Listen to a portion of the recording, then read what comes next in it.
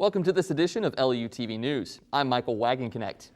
For nearly half a century, St. Charles Christmas Traditions has ushered in the holiday season. Hopefully you didn't turn the air conditioning off this weekend because we are in store for one more hot week of summer. A low pressure system pushed through the area over the weekend, but rain stayed away. There is a high pressure system holding up in the Rockies, which could delay some much needed relief. For the past 8 years, the city of St. Charles and MoDOT have been researching plans to help control traffic along the I-70 corridor. St. Louis Blues captain Ryan O'Reilly lands on the COVID-19 protocols list. The team announcing on Tuesday that O'Reilly would miss at least the next 10 days, which will include games against Colorado and Chicago. For nearly half a century, St. Charles Christmas Traditions has ushered in the holiday season. Every year, the city of St. Charles hosts this historic holiday festival. Shopkeepers, vendors, and performers spend nearly a month spreading holiday cheer to families that visit. Christmas Traditions has been an ongoing celebration since the 1970s when local merchants gathered together to celebrate the holiday season.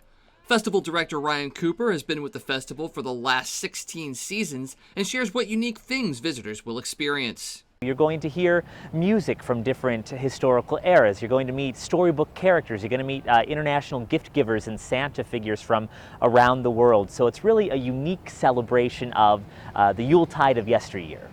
With last season's celebration having to adjust to COVID, Cooper and his team had to find ways to bring the holiday joy to visitors while keeping them safe. Last year we had little themed sets, so you might see, our Victorian merchants who were behind a whole bunch of, kind of wooden Victorian cargo boxes and whatnot. With the return to normalcy this year, most of the canceled festivities have returned, including the opening ceremony, visits to Santa, and the roaming characters.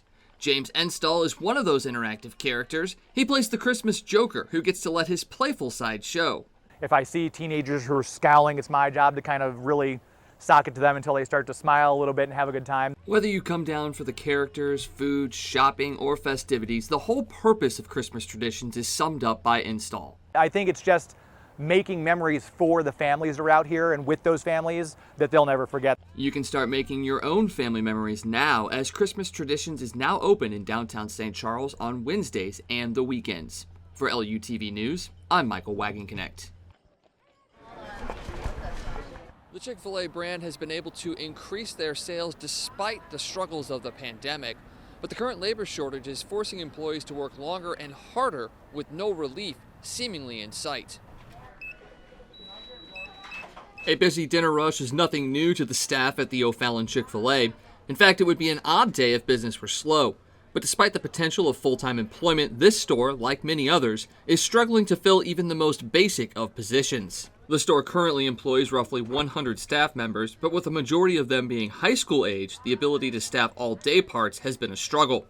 Director of Operations Jenna Wendell spoke on the difficulties of hiring young workers. We're getting a lot of young kids that aren't necessarily ready, and they're quitting very quickly, realizing, just because of how short-staffed we are, business is just crazy. Trainer Will Hartman has experienced what the labor shortage does to the staff. It's making positions a little bit harder than I think they would typically be because of the shortage of workers. As business continues to rise, the store is up 15% over last year. The work is only going to get harder and employees will face more stress. Wendell believes it will be tough to keep the momentum going unless they are able to find more staff. It's just been really hard. It's a lot of stress on the kids. We're just losing more and more people every day. Despite the stress, Will and the staff keep a positive outlook on the job. You see so many people in the day, and they all live their own different lives, and we get to see them for just a couple of minutes, and if we can make their day better in those couple of minutes, I think it's awesome. While the O'Fallon location has been able to maintain its current business hours, if applications don't start coming in more frequently, they could be just like every other business along this street, either having to close early or open later just to survive.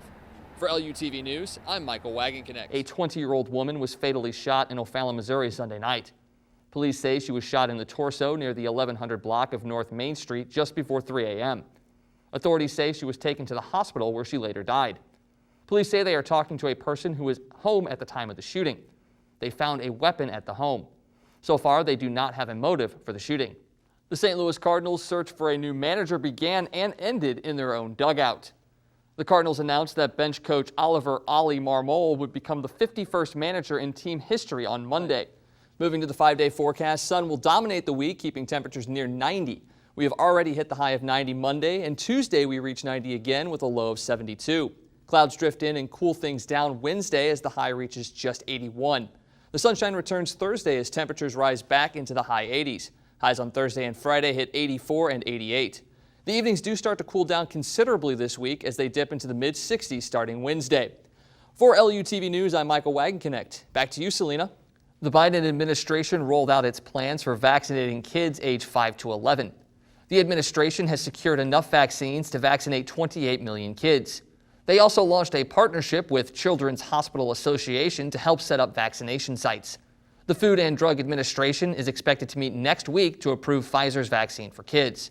The National Hockey League finds the Chicago Blackhawks, and the general manager resigns amid sexual abuse allegations. An independent investigation released their findings Tuesday on the allegations made against former employee Brad Aldrich. The results found that the team failed to properly investigate the allegations after the reported abuse. The NHL announced a $2 million fine for the team for the, quote, organization's inadequate internal procedures and insufficient and untimely response in the handling of matters related to Brad Aldrich. That's it for this edition of LUTV News. I'm Michael Wagenknecht. Thanks for joining us.